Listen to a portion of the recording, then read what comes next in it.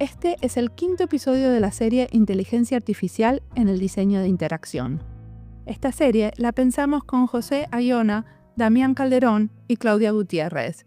Ellas se presentaron en el episodio 601 y nos contaron por qué quisieron hacerla. Esta entrevista la hice con Damián como copiloto. Marianela Sciolfi Felice es una investigadora en diseño de interacción. Ella es argentina y vive en Suecia, donde trabaja en el Real Instituto de Tecnología en Estocolmo. Hablamos de un proyecto sobre datos de violencia contra la mujer, de la colonización de datos, de los riesgos de las decisiones automatizadas y de otros beneficios y problemas de la inteligencia artificial. También cómo la IA nos puede ayudar a tener más tiempo para el trabajo creativo. Mi nombre es Mariana Salgado, esto es Diseño y Diáspora.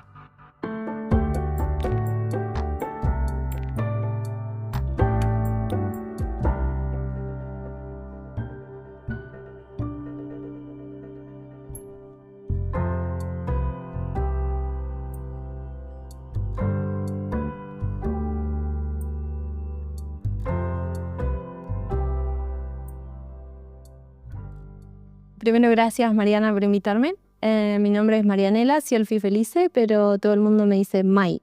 Es más fácil de pronunciar en inglés también. Y soy, mujer, argentina, latinoamericana. Me definiría también como feminista, interseccional.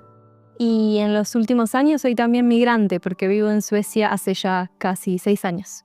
Y trabajo como investigadora y como docente en el área de interacción humano-computadora y de diseño de interacción. ¿Qué estudiaste? ¿Cuál fue tu primer grado? Yo estudié Ingeniería de Sistemas en Tandil, en Argentina, de donde soy. Luego me vine a hacer un máster a Europa, a Francia, en Ciencias de la Computación, con especialización en interacción humano-computadora, es decir, la relación entre las personas y las tecnologías, más que nada digitales.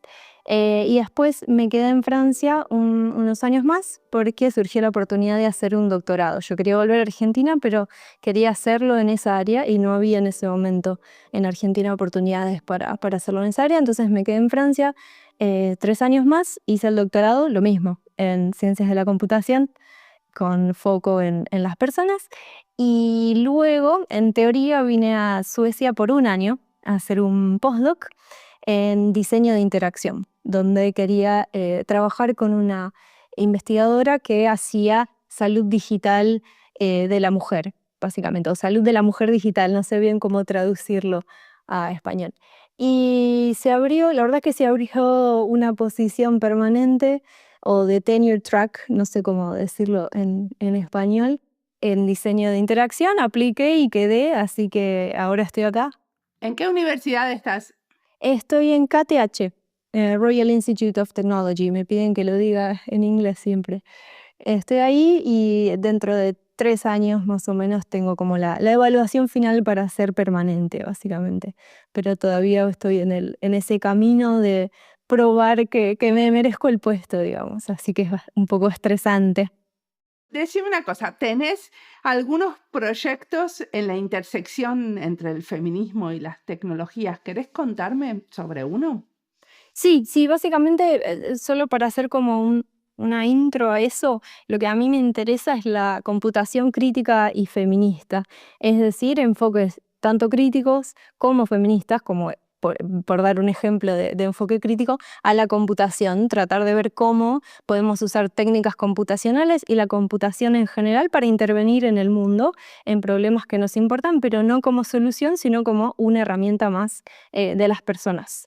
Entonces, uno de los proyectos en los que estoy trabajando desde 2022, diría, y que sigue firme, es el proyecto Aimurai, con una organización sin fines de lucro, una ONG, digamos, Asociación Civil de Argentina, que creó el proyecto y que me invitó a participar, porque estaban interesadas en hacer vínculos con la academia, pero que no es un proyecto solamente académico, sino que es transdisciplinario. Y en ese proyecto, básicamente, el objetivo final sería poder juntar suficientes datos y evidencias sobre la violencia de género en Argentina y cómo es tratada desde la justicia, es decir, cómo nuestros jueces imparten justicia en casos de violencia de género y en otros casos también, pero en particular nos interesa las violencias de género que tienen muchos subtipos y tenemos que probarlo desde los datos, desde los números para ir y decirles a los estados, miren, esta es la realidad, esto no es basado solamente en lo que dicen los diarios o en la percepción social, sino en la mínima porción que llega a la justicia, porque no todo el mundo denuncia, no todos los casos se concretan en la justicia, pero los que sí, hay un montón de información que se está creando y que no se está analizando básicamente, porque es muy engorroso procesarlo. Y hay algunos juzgados que están haciendo esto de manera casi manual, creando planillas de Excel básicamente con la información anonimizada como para poder hacer un poco de ciencia de datos al respecto. Pero ustedes tienen una idea mucho mejor en Aimurai, ¿no? Entiendo que están usando la inteligencia artificial para analizar todo este material. ¿Cómo sucede eso? Sí, exactamente. En realidad al principio tratamos de no usarla, quisimos resolverlo con las técnicas computacionales más simples, no creemos que la IA sea, y en particular Machine Learning, porque después podemos hablar si querés sobre las definiciones de IA y todo el hype que hay alrededor. Pero sí, intentamos resolverlo con técnicas más simples, pero luego comparamos con modelos de Machine Learning, en particular ciertas técnicas bueno, acá voy a hacer un acrónimo, NLP, que sería... Procesamiento del lenguaje natural, creo que es la... Exacto, gracias, ahí está. Estoy cero acostumbrada a hablar de estas cosas en español porque trabajo en inglés, me disculpo por el Spanglish. Pero sabes que este podcast justamente... Una de las varias cosas que intentamos es de traer el conocimiento de los hispanohablantes, volverlo a la región, ¿no es cierto? Entonces, por eso entrevisto a un montón de gente como vos y como yo, que estamos en la diáspora y que intentamos buscar esas palabras. Así que está todo bien hablar en Spanglish y intentamos entre los tres ver cómo lo sacamos. Buenísimo. Cuestión que sí, intentamos por otros medios, resulta que los modelos de NLP nos daban mejores métricas, es decir, nos daban mejores resultados, funcionaban mejor para extraer toda la data rica que hay en documentos de Word, porque básicamente son documentos de Microsoft Word que salen del juzgado firmados por el juez o la jueza y de manera desestructurada, es decir, son simplemente textos que tipea una persona experta en derecho en el juzgado, pero que los modelos pueden básicamente estructurar y, por ejemplo, entender si hubo violencia de género, qué tipo de violencias hubo, las distintas partes, aspectos demográficos de las personas involucradas, poder anonimizar todo eso para que lo que se publique sea, no corra riesgo de poner en evidencia a una persona, porque todos, como se imaginarán, estos datos son muy sensibles y hay que proteger tanto a los acusados como a las víctimas de los casos y demás. Pero dentro de eso, una vez que se anonimizó el documento, hay un montón de datos que nos sirven para entender, por ejemplo, cuáles fueron las penas, si se dio capacitación de género a la persona acusada para que no vuelva a reincidir, porque no todo se arregla con cárcel, ¿no? Digamos, hay formas no punitivas y alternativas de aplicar el derecho que pueden ayudarnos a construir una sociedad más feminista, básicamente. Entonces, también está bueno poder dar conocimiento a la población de que hay jueces que sí hacen bien su trabajo y cómo los demás podrían aprender de ellos, básicamente. ¿Y cómo es que en el proyecto, cómo es que extraen esas buenas prácticas para que después otros jueces las puedan replicar? El primer paso es justamente dar soporte semiautomatizado para, por un lado, anonimizar el documento, porque todos los juzgados están obligados a publicar esos casos anonimizados. Entonces, por un lado está esa feature, digamos, de esa funcionalidad del sistema de ayudar con la anonimización. Y por otro lado está el extraer esos campos. Entonces, es una primera etapa crear un dataset, una base de datos, digamos, para decirlo más simple, que en un futuro estaría genial que la ciudadanía pudiese consultar. ¿Cuántos casos hubo de este tipo? ¿Cuántos casos en esta ciudad? ¿Qué es lo que se resolvió? ¿Cuánto se tardó en resolver? hubo perspectiva de género o no, si la hubo, en qué consistió. Básicamente entender cómo funciona la justicia y cómo podría mejorar. Una pregunta, porque supongo que vos que vivís en Suecia te lo debes haber preguntado. ¿Por qué esto es especialmente importante en Argentina y en el contexto de la justicia argentina? O sea, ¿no podría funcionar también para Suecia? Yo creo que sí, también podría funcionar para Suecia tranquilamente. No veo por qué no. Creo que en Argentina es particularmente urgente por la gravedad de los casos de femicidios que tenemos y feminicidios en general. Y se sabe que antes de llegar a feminicidios siempre hay, obviamente no en todos los casos, ¿no? Pero en la enorme mayoría de los casos siempre hay hechos de violencia que anteceden a eso. Entonces poder iluminar un poco lo que pasa antes, poder conocer, entender eso, nos puede ayudar creemos nosotras en el proyecto, que nos puede ayudar a prevenir que haya esos feminicidios.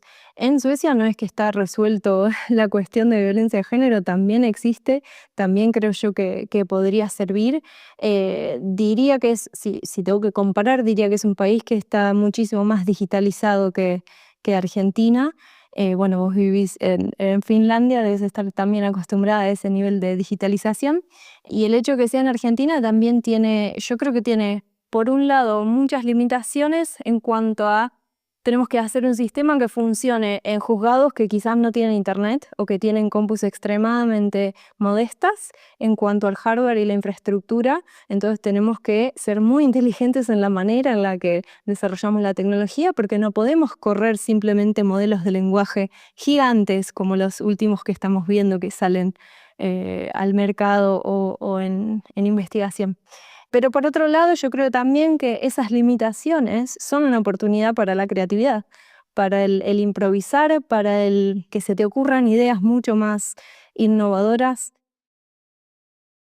Mi pregunta está muy relacionada a esto, te interrumpo por eso, May. ¿Qué oportunidades ves en América Latina con respecto a la inteligencia artificial y cómo puede ayudar a disminuir el desigualdad o brechas de injusticia social o económica en general? Es muy buena pregunta y también muy difícil de contestar. Quiero ser bastante cuidadosa con eso. Yo creo que en Latinoamérica últimamente estamos viendo bastantes innovaciones en cuanto a tecnología y a inteligencia artificial, machine learning y demás, y en ciencia de datos en general, no necesariamente que usen machine learning o IA. Lo vemos de la mano de organizaciones no gubernamentales, asociaciones civiles, gente, por ejemplo, hackers feministas que hacen hacking ético y distintos tipos de observatorios de datos, personas que se juntan que quizás no tienen un puesto en un estado como para tomar decisiones, pero que lo están haciendo con sponsors, con financiamiento a veces extranjero, o diría la mayor parte de las veces extranjero, como es el caso de Aimurai, que es financiamiento canadiense. Y están haciendo cosas muy piolas, muy copadas que hay que empezar a ver. A veces se deja un poco de lado, diría yo, en investigación, las cosas que están sucediendo en los territorios, en la vida real, en pos de modelos mucho más fancy, más elegantes, que pasen todas las métricas brillantes del estado del arte, digamos, mientras que no se está teniendo en cuenta las cosas que funcionan. Y no solamente hay Murai, hay otros, hay un chatbot en contra de la violencia de género en Chile. Sé que ustedes conocen, han entrevistado a Elena de Datos contra el Feminicidio. Hay varios ahora también hay en México, cosas que tienen que ver con la sostenibilidad y demás. Entonces, ya hay cosas piolas pasando. Me parece que tenemos que aprender de esas estructuras colectivistas, horizontales, más democráticas, sin fines de lucro y demás, por un lado. Y por otro, decía que es complicada la pregunta porque en América Latina también hay mucho de lo que se conoce como colonialismo de datos, en el que las empresas, no sé si da mencionarlas acá, pero grandes empresas de redes sociales y demás, que básicamente nos usan para extraer datos baratos o gratis e imponernos tecnologías que no funcionan con nuestras lógicas, que no fueron diseñados con nuestras necesidades y que no les importan ni nuestras leyes, regulaciones, preferencias ni nada y que básicamente a veces incluso explotan a trabajadores a través de de Mechanical Turk, no sé cómo decirlo en español, básicamente el crowdsourcing, cuando se le pagan pocos centavos a personas para que hagan la parte oscura de IA, que es el etiquetado manual de datos en tareas muy repetitivas y muy mal pagas, básicamente. El Entonces, extractivismo digital, ¿no? Que es eso, sí. exactamente. Hay extractivismo y hay colonialismo de datos y hay básicamente las lógicas coloniales que siguen operando en nuestro territorio. Pero digo, no todo es terrible. Están también estos ejemplos más bien grassroots, más bien desde las bases, que están marcando la cancha en tecnología y que creo que tenemos que prestarles atención. Una de las cosas que vos hablabas antes es esto del agrandar el hype, de que hay como mucho, no sé cómo decir, hay mucho alrededor de la inteligencia artificial que en realidad no es real. ¿Querés contarnos un poquito qué es? Sí, básicamente como académica yo tengo una relación de amor-odio con las definiciones y lo que me pasa es que no me gusta cuando los términos se usan de manera intercambiable. Y creo que hay mucha confusión, tanto en el plano del diseño como en la academia, como para la audiencia general, en los medios y demás, sobre qué es la IA, qué es IA y qué no es. Últimamente lo veo también en mis propios estudiantes, en Suecia, estudiantes de máster, que usan la palabra IA como sinónimo de inteligencia artificial generativa. Por ejemplo, generación de imágenes a partir de descripciones textuales, o modelos con los que vos podés tener un diálogo que generan texto, como por ejemplo ChatGPT, Gemini, etc. También hay mucha confusión sobre si Machine Learning es lo mismo que IA o no. Hay otra gente que toma ciencia de datos, cualquier tipo de análisis de datos, de algoritmo que procese datos como si fuera IA, y no toda la ciencia de datos usa IA. Antes había otro término que se usaba mucho en la industria, que era Big Data, que ahora fue casi reemplazado por IA. El hecho que estemos hablando nosotros de IA para mí también te da la pauta de la manera en la que las grandes corporaciones e incluso una parte de ciertos sectores académicos marcan la cancha para hacerte creer que la IA es un ente, una cosa, incluso quizá un producto o incluso en algún punto casi una marca registrada, cuando en realidad no es eso, tiene mucha menos magia de la que nos quieren hacer creer. De hecho, hay autoras como Catherine D'Ignazio y Lauren Klein, las autoras de Feminismo de Datos del libro. Ellas sacaron hace poco un artículo sobre de feminismo de datos para AI y un poco ahí critican esto de, bueno, ¿es una caja negra realmente? ¿O hasta qué punto es el tema de la caja negra real y hasta qué punto se están ocultando decisiones que no te quieren contar porque no te quieren contar que lo que están haciendo es plata con tus datos, plata con la desigualdad y demás? Entonces, yo estoy un poco escéptica de este hype simplemente porque han habido inviernos y veranos de AI por décadas. Ahora estamos claramente en un verano, pero no va a durar para siempre.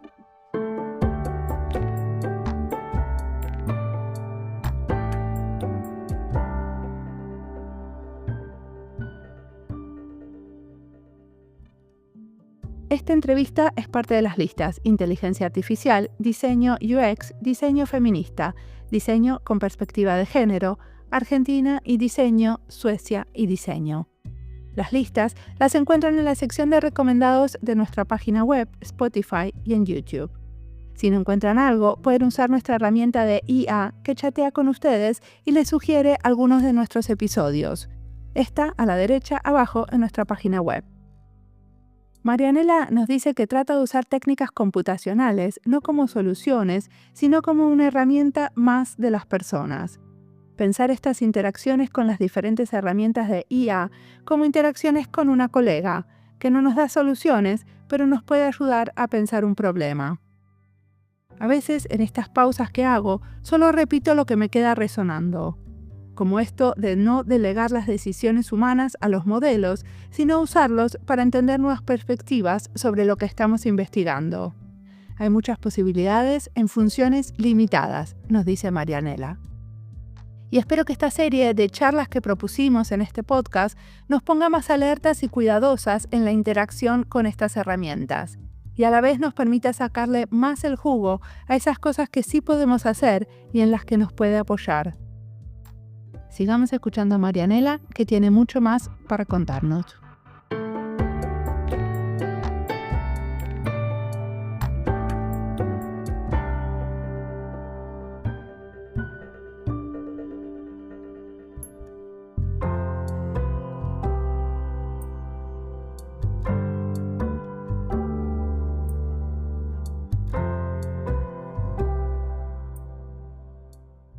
La pregunta que tenía es muy relacionada a esto que venías contando de la relación entre inteligencia artificial y la igualdad y la desigualdad, ¿no? Venís contando esto de lo que pasa con América Latina en particular, pero también, bueno, está estas oportunidades para el feminismo, para las cosas más grassroots, más de base que contabas.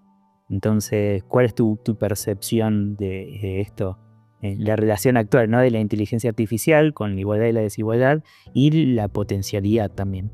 Sí, bueno, un montón de gente ha hablado sobre estos temas, hay libros enteros al respecto, hay autores, sobre todo autoras, que han dedicado sus carreras a esto. No voy a repetir todo eso, pero más tarde, si quieren, les dejo algunas recomendaciones para sus oyentes.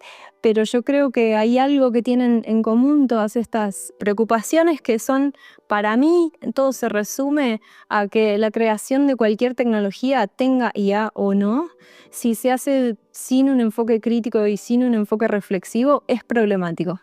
¿Qué quiero decir con esto? Quiero decir que vos siempre tenés que pensar cuál es el tema que querés resolver. ¿Hay ya otras posibles soluciones? ¿Hay soluciones que no involucran tecnología? ¿Qué están haciendo las organizaciones, los vecinos, los estados, las comunidades al respecto? ¿O venís vos como diseñador o como programador a salvarlos, básicamente? Esto en inglés tiene un nombre que no sé decirlo en español, pero sería como, bueno, saviorism, sería como una especie de complejo de salvataje, no sé cómo decirlo, pero creerte que sos el salvador, que vas a, ustedes tenían este problema, pero yo se los solucionaré con mi algoritmo. Entonces yo creo que cualquier tipo de tecnología que se haga sin esas miradas críticas, sin un proceso transparente y crítico, van a terminar generando que las desigualdades que ya están se profundicen más. Y esto es una hipótesis mía, creo que cuanto más uno se fija en un tópico en el que la desigualdad ya es profunda, meterse en ese tópico y tratar de automatizar decisiones, delegando decisiones humanas a modelos, no va a ser otra cosa que hacer esas desigualdades aún peor. Esto es una hipótesis mía, no tengo pruebas de eso, pero viste como decimos en Argentina, no tengo pruebas, pero tampoco dudas. Pero creo en general que lo que necesitamos son otras lógicas y otros procesos. Y por eso digo lo de mirar a la manera en la que lo hacen organizaciones como Datagénero, por ejemplo. Pero creo también que hay muchas y están proliferando, al menos en Argentina, las cooperativas de programadores y de diseñadores que toman los proyectos que les interesan, que no quieren hacer una gran ganancia al respecto y que tienen, sí, un enfoque mucho más horizontal, digamos, y más transparente en el sentido de documentar qué decisiones tomaron y estar alineados con sus propios valores. Pero decime una cosa, cuando estamos hablando de desarrollo de nuevas tecnologías como la inteligencia artificial, que se necesita muchísima inversión, entonces lo que está pasando es que hay grandes monopolios tecnológicos que desarrollan esa tecnología. Obviamente estamos totalmente de acuerdo y en línea que sería genial que eso sucediera desde los movimientos barriales, desde las cooperativas, pero hay una razón por la cual estas moles de tecnología están invirtiendo en el desarrollo de tecnología y los demás están bastante más fragmentados en otros lugares. Entonces, ¿cómo salimos de esa dicotomía? Lo que pasa es que vos fíjate que en esa pregunta hay algunas assumptions, como por ejemplo que la fragmentación es mala, ¿no?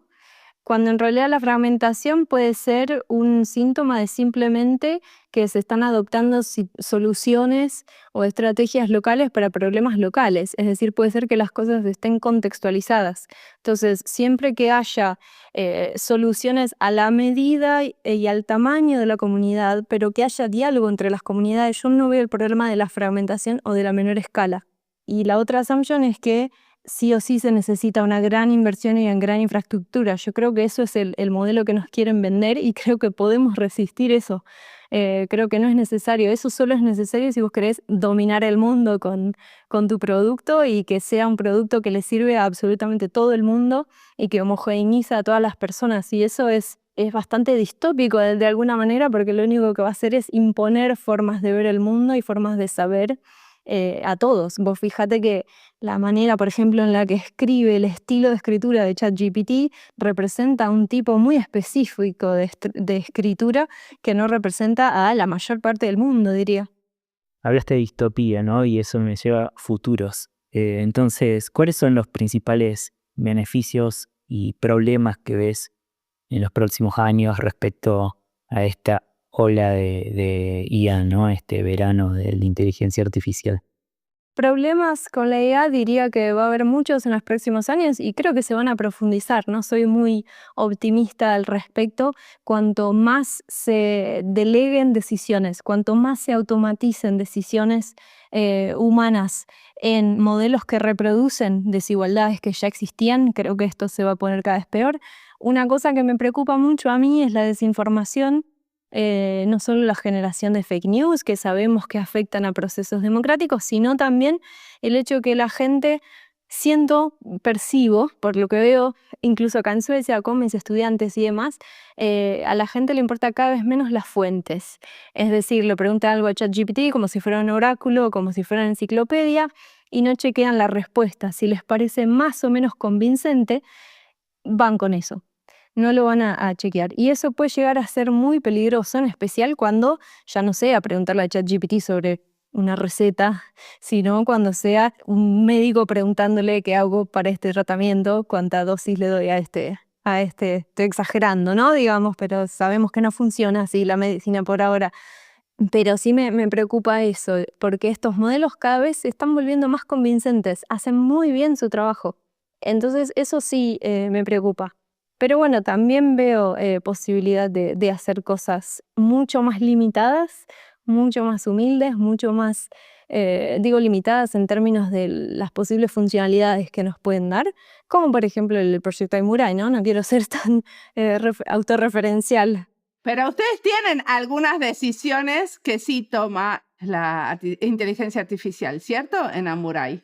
No, porque lo que hace es, te muestra al usuario, a la persona usuaria le muestra lo que seleccionó del texto y la persona usuaria puede decir que sí o que no a cada parte. No, mira, te faltó anonimizar esta parte o sí, esta la hiciste bien. Entonces no hay decisión automatizada, es un proceso semi-automatizado que le ahorra muchísimo tiempo a la persona porque no tiene que tipear todas estas cosas ni copiar y pegar, sino verificar. Este es un patrón del que estamos hablando, sobre todo en la comunidad de diseño, que tiene que ver con esto de aumentar, sí, potenciar, sería la traducción, una buena traducción de augmentation, versus automatizar, ¿no? De esa automation. Es ese patrón que permite que al final haya una persona en el loop, en el medio de la toma de decisiones, que es la que participa. Es una oportunidad clara también, creemos, para diseñadores de intervenir. Y mi pregunta va un poco hacia ese lugar también desde nuestro rol de diseñadores, como diseñadores. ¿Cómo ves vos, con tu recorrido, con lo que enseñás allá, que podemos contribuir a este nuevo ámbito que está emergiendo, ¿no? Yo creo de muchas maneras, pero quería también retomar lo que mencionabas recién del humano en el loop, porque eso también es un poquito un resabio que nos queda de la academia de IA, que piensa al humano como una parte más del sistema, una parte inevitable en ese momento, en el momento que plantearon el modelo de Human in the Loop. Era como, bueno, ¿y acá qué hacemos? No lo puede resolver solo. Y bueno, acá pones una persona. Mientras que en HCI, en mi campo, interacción humano-computadora, lo vemos más como la IA es la que está en el loop. Es la que en algún momento le voy a los algoritmos a preguntarle si me puede resolver una cierta parte de mi tarea, más que estar la persona en el loop. Entonces yo creo que ya cambiar esa conceptualización, crear la tecnología pensando en las personas y en sus necesidades y viendo qué problemas tienen y luego qué tecnologías podrían servir, Si es algo que requiera IA, bueno, se hace que requiere IA, pero viendo dónde en el proceso, poniendo la menor cantidad posible, pero no por una cuestión de ser precavido, sino por una cuestión de, yo creo que hay que poner la menor posible tecnología en general, porque va a generar fallas, siempre va a haber bugs, siempre va a haber dependencia, consumo de recursos. Puede haber problemas que no se solucionan con tecnología, sino con política, por ejemplo. Ahora bien, a nivel de los diseñadores, por ejemplo, que laburan en empresas, la mayor parte de mis alumnos son chicos que van a laburar después a Spotify, a otras empresas de diseño de juegos, por ejemplo, y demás acá en Escandinavia. Yo lo que trato de inculcarles es que en algún punto van a poder decir que no. Obviamente que cuando recién empiezan es más difícil decirle que no a un manager o a un jefe, pero a medida que ellos van subiendo en el escalafón de la industria, que es bastante jerárquica, pueden empezar a decir que no y a mostrar con evidencia por qué no, por qué ciertas tecnologías o ciertas features no hay que crearlas. Y trato de darles argumentos o estrategias de cómo argumentar por qué no. No, porque mirá, le va a dar mala reputación a la empresa por esto, esto y otro. No, mirá, la gente dijo que preferiría una alternativa sin tanto procesamiento o una alternativa más verde o una alternativa más justa, etcétera, etcétera. Digamos que hay maneras de romper el sistema desde adentro, por decirlo de alguna forma. Y una cosa que se está hablando en academia, en diseño, que a mí me interesa mucho también y que le digo a mis alumnos es, no sé cómo decirlo en español, en inglés es design refusal. Básicamente, rehusarse, negarse a diseñar algo, decidir no hacerlo. Que también es diseño. Sí, exactamente, exactamente. Y de nuevo, al principio va a ser difícil, no soy naive, sé que los pibes están saliendo de la universidad, están teniendo un mercado laboral re difícil en el que se tienen que insertar, tienen que convencer justamente de que los contraten, de que quizá pueden usar herramientas de ciencia de datos y demás. No van a ir a poner en el CV, sé hacer design refusal, porque no los van a contratar, pero sí que lo pueden tenerlo como pensando, pueden tenerlo en el fondo de su mente, en el background, básicamente. Bueno, pero si no, no hay un pensamiento crítico. Si a veces no podés decir que no, eso no se hace porque puede tener consecuencias negativas. Y hay un montón de técnicas desde lo que se llama user research o investigación de usuario, en el que uno puede usar los datos que está generando en esa investigación para justificar por qué a los clientes de esa empresa no les va a gustar esa nueva propuesta, por ejemplo. O decir, no, mira, este no es el problema en el que nos deberíamos estar enfocando porque nuestros clientes están insatisfechos desde este otro lado. Entonces, hacer un poco de push por ese lado, de empuje. En especial los diseñadores que en general tenemos, creo yo, la capacidad de charlar tanto con la gente que es más de los sistemas, de lo técnico, los ingenieros, y también con la gente que está más en contacto con los clientes y con los user researchers y demás. Entonces yo veo ahí a los diseñadores como una persona que cada vez va a tener un rol más de traducción y de ensamblado, digamos, y de coordinación. Y por eso pueden ser más negociadores de lo que creo que hemos tenido el rol hasta ahora.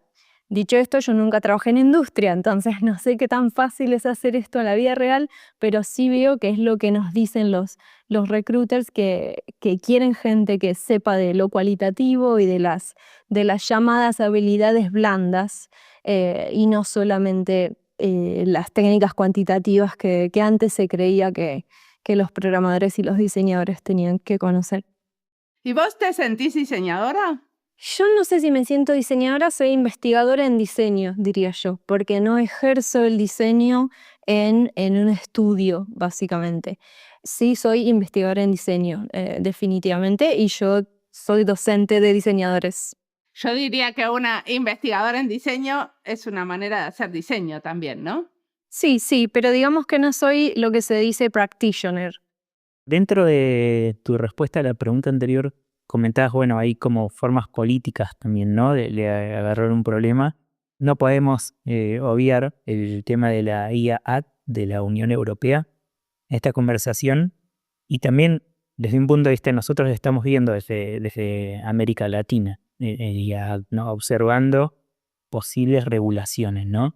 Y vemos que tiene pocos meses, relativamente en julio, y recibe crítica por cómo regula el comportamiento de las empresas, a veces de forma bastante benevolente. ¿Qué pensás de la IA Act en general? Primero es esa pregunta, ¿tenés alguna postura? De la regulación de la Unión Europea, ¿a eso te referís, Damián? Sí. Sí, súper interesante. La última vez que la leí, que fue en febrero, marzo, no sé si volvieron a hacer cambios después de eso, lo que me había llamado la atención era que se enfocaba, por ejemplo, en prohibir ciertas aplicaciones de la IA. Y por aplicación entienden cuál es el uso para el cual la diseñó el manufacturer, el fabricante, digamos, sin tener en cuenta el uso que le pueden dar las personas o las organizaciones o los estados que compran esa tecnología. Es decir, que si yo digo, creé un dron que puede tirar bombas, básicamente, pero no digo que es un dron que puede tirar bombas, lo marketineo de otra manera y que usa IA para identificar targets y bla, bla, bla, no va a estar prohibido porque la aplicación que yo me imaginé no es esa. Pero está claro que un dron que puede tirar bombas y que identifica targets y que qué sé yo, va a ser utilizado como un arma. Entonces hay como había, la última vez que me fijé, había algunos huecos en la regulación respecto a cómo se usa la tecnología en la vida real y no lo que te está diciendo el que la fabrica para qué la hizo, básicamente. Ahora bien, obvio que tener esa regulación es muchísimo mejor que no tener nada, pero no es suficiente con regulaciones y no es suficiente con la que había. De nuevo, no sé si hicieron más cambios de los que no estoy al tanto, pero pasa lo mismo con las regulaciones de tanto europeas como diría de Estados Unidos, de la FDA, sobre aparatos médicos. Se tiene en cuenta para qué se hizo y no cómo lo usa la gente. Solo por darles un ejemplo rapidito, hay un montón de aplicaciones de seguimiento del ciclo menstrual que la app te dice, esto es solamente para que vos vayas anotando cuándo te vino la menstruación y vayas pudiendo prever cuándo te viene la siguiente. Pero la gente lo usa como seguimiento de fertilidad para predecir cuándo van a ser fértiles y cuándo no. Entonces lo terminan usando como anticonceptivos. Y fallan, claro que fallan, porque no son lo suficientemente inteligentes esas apps para adaptarse a tu ciclo. Entonces, excepto una que está certificada, las otras no te pueden vender que pueden servir como anticonceptivo, pero la gente las usa igual. Entonces no tienen la certificación como aparato médico, no tienen que pasar por esa regulación, están exentas, pero la gente las usa igual. Entonces, ¿a quién estás protegiendo con esa regulación? Si la regulación no tiene en cuenta que las personas usan las tecnologías para lo que la necesitan. Creo que en la parte en estas actas y en todo lo que es regulación, se termina dando muchísimo foco a quien la crea y muy poco foco a quien la usa. Yo quiero hacerte una última pregunta porque me parece como maravilloso que seas una investigadora que se dedica a la inteligencia artificial o que por lo menos se sabe mucho, como entendimos sobre eso, pero a la vez haces cosas que tienen que ver con el movimiento y la danza. ¿Qué es lo que haces en ese área? Eso ya no lo hago más, eso lo hice durante mi doctorado. Básicamente estaba muy intrigada por las tecnologías que dan soporte a la creatividad. Entonces quería hacer cosas para coreógrafos y bailarines.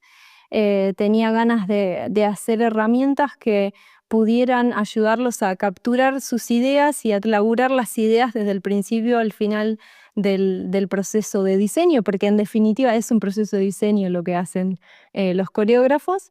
Así que los estudié durante 3 años e hice esas herramientas que también les servían a los bailarines para que puedan básicamente elaborar en sus ideas y simplemente filmar los ensayos y las pruebas y combinar los videos de distintas maneras, dibujar de manera esquemática y animar esos esquemas para poder colaborar con los bailarines y demás, usar las herramientas cuando están en su casa o en el tren o en cualquier lado y no solamente cuando están enfrente de las personas, pero también ver qué tipo de conversaciones se disparaban alrededor de la herramienta cuando estaban ahí. Entonces también estudié me basé mucho en la manera en la que esos coreógrafos que eran mis participantes laburaban. Hice estas herramientas con un enfoque de diseño participativo, donde ellos estuvieron ayudándome a definir qué funcionalidades tenían que tener, ayudándome a testearla. Digo ayudándome, pero en realidad es laburando juntos al respecto. Y después también me enfoqué mucho en estudiar cómo se usaba en el mundo real. Básicamente la herramienta que hice, la usaron en varias compañías de danza durante meses para poner en marcha una pieza de coreografía, ¿no? Porque esto que te digo, la obsesión un poco de estudiar las cosas como se usan y no algo que quede lindo para decir, hice esta cosa nueva, ¿funcionará en el mundo real? No lo sabremos, aquí está. ¿Esto tenía inteligencia artificial al final también? No, para nada, en absoluto. No se me ocurrió ni se me habría ocurrido, creo. No creo que sea necesario dado ese conjunto de requerimientos que yo tenía en ese momento. Hoy en día obviamente se están usando IA generativa para generar nuevos movimientos y demás, pero esas cosas se vienen haciendo desde los 80 y 90 en coreografía y no es lo más interesante para los coreógrafos, debo decir.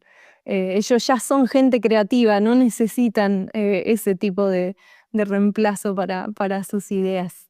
Pero sí todo esto creo que todo ese laburo me ayudó un poco a definir que mi carrera tenía que pasar por el lado de no plantear la tecnología ni como un reemplazo de las personas, ni como una solución a los problemas de las personas, sino como una herramienta más, como la tecnología en el loop, por decirlo así, y no tener un enfoque solucionista que ve en la tecnología la solución a todos los problemas humanos. Entonces creo que un poco me preparó para la parte más crítica que pude plasmar a través del enfoque feminista que tenemos acá en el laboratorio en Suecia.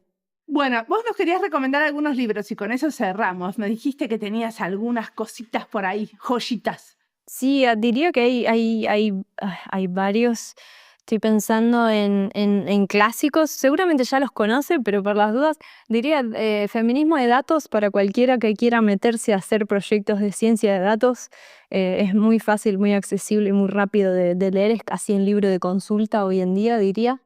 Diría también todo lo que es Surveillance Capitalism, Algorithms of Oppression, Weapons of Mass Destruction. Pero, ¿cuál es exactamente? Porque esos son como temas. Esos son libros, se llaman así. Surveillance Capitalism es uno de los temas, uno de los libros. Es uno de los libros, sí. Después Algorithms of Oppression es otro que habla sobre cómo Google básicamente reproduce racismo. Weapons of Mass Destruction es otro que es muy similar a ese. Artificial Unintelligence, ese es muy bueno, es contra esto del tecnosolucionismo en inteligencia artificial.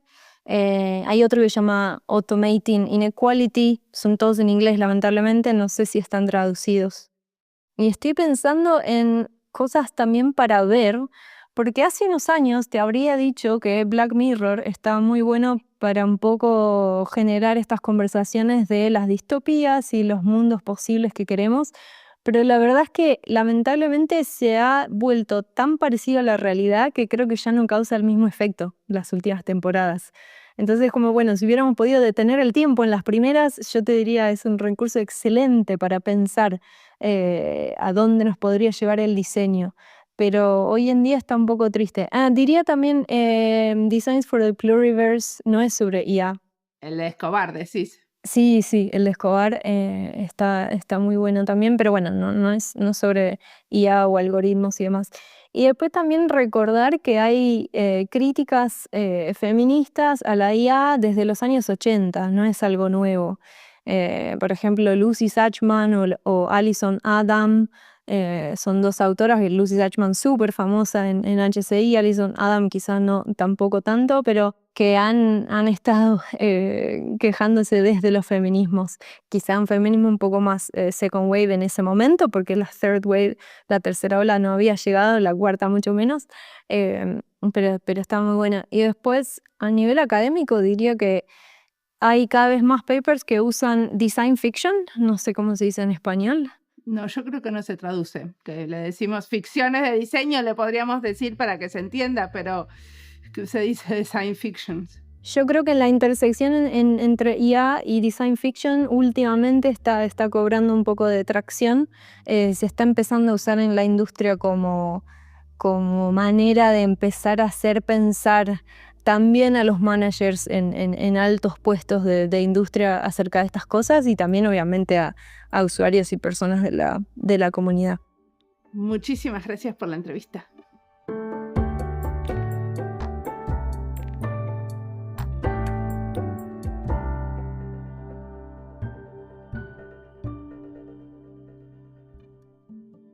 Marianela, a través de su charla y sus recomendaciones, nos da a entender cómo es importante tener una postura muy crítica a la hora de trabajar con datos. Cómo los recopilamos, los analizamos y qué herramientas usamos para manipularlos, todas son decisiones importantes. Ella se define como una investigadora feminista interseccional y en esta charla nos va contando cómo esto toma forma en su práctica. Ella no hace solo teoría académica, sino que también nos contó de casos donde hay una acción concreta. Ella elige casos muy especiales, como por ejemplo la charla donde nos cuenta sobre la recopilación de datos sobre violencia de género. Según Marianela, los diseñadores podemos ser agentes de cambio cuestionando y rompiendo sistemas desde adentro. Su mensaje es claro: menos automatización y más intervención humana crítica. Marianela nos recuerda que la tecnología, usada con conciencia, puede ser una poderosa aliada en la lucha por la igualdad. Llegamos al final de esta serie. Queremos saber qué les pareció. ¿Habría ventanas? Siempre se pueden comunicar con nosotras a través de nuestras redes sociales y nos cuentan. Como siempre, la música del podcast es de Antonio Zimmerman. El diseño de sonido es de Julián Pereira. Este podcast está publicado con licencia creativa común con atribuciones. Esto fue Diseño y Diáspora. Pueden seguirnos en nuestras redes sociales en YouTube, Instagram, Twitter y Blue Sky, o visitar nuestra página web diseñoydiaspora.org.